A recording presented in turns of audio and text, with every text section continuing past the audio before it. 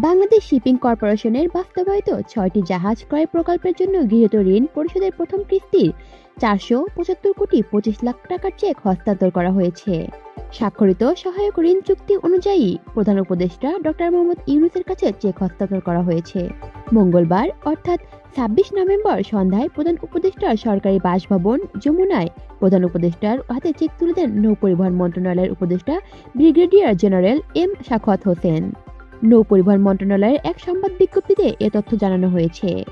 সই হওয়া এসএলএ চুক্তি অনুযায়ী গ্রেস পিরিয়ডকালীন মোট সুদের পরিমাণ 475,25,13,340 টাকার চেক আজ প্রধান উপদেষ্টার কাছে আনুষ্ঠানিকভাবে হস্তান্তর করা হয়েছে। প্রকল্পটির মাধ্যমে সর্বশেষ জাহাজ সংগ্রহের সুদীর্ঘ 27 বছর পর গত 2018-19 সালে বিএসসি এর বহরে এই 6টি বাণিজ্যিক জাহাজ যুক্ত হয়েছে বলে জানিয়েছেন নৌপরিবহন মন্ত্রণালয়। কলি শিকদার, বাংলা নিউজ নেটওয়ার্ক।